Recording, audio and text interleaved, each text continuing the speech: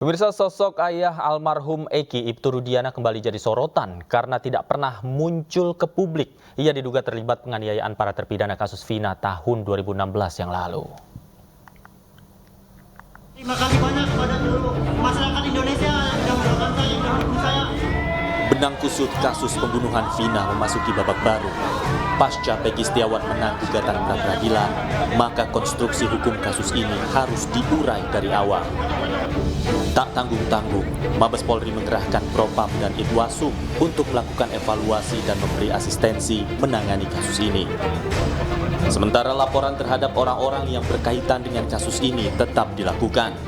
Setelah melaporkan Aib dan Dede atas dugaan kesaksian palsu, tim kuasa hukum terpidana kasus Vina kali ini melaporkan ayah almarhum Eki, Ibtu Rudiana.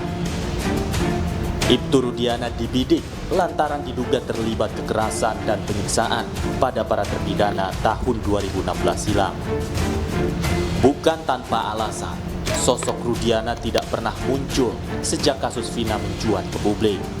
Hal ini membuat masyarakat berspekulasi tentang adanya hal yang ditutupi oleh Rudiana. Kita semua juga tidak mau berspekulasi. Apabila memang ada dugaan tindak pidana, apabila ada temuan-temuan lainnya, silakan sesuai dengan prosedur hukum. Dan kita negara hukum wajib menghormati itu. Apalagi isu-isu yang berkembang juga terhadap Ibtu Rudiana dibilang isu narkoba lah, isu lainnya lah, dan lain-lain. Itu semua saya nyatakan itu hoax ya.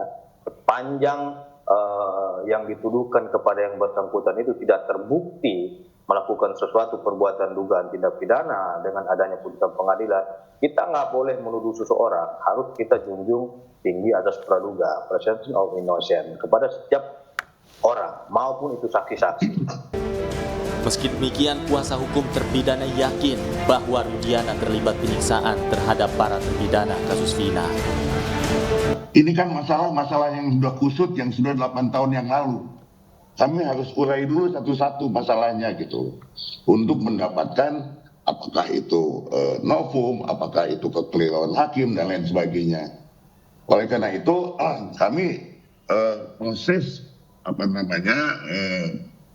dugaan yang akan kami laporkan ini, yaitu bagian daripada rangkaian kekeliruan-kekeliruan yang nanti akan kami sampaikan gitu.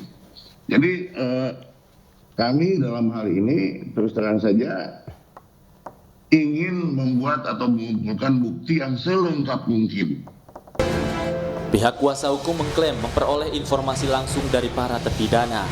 Mereka bercerita tentang kekerasan dan penganiayaan yang dilakukan oleh Rudiana 8 tahun silam hingga para terpidana kasus Vina babak belur. Dari Jakarta, tim liputan iNews melaporkan.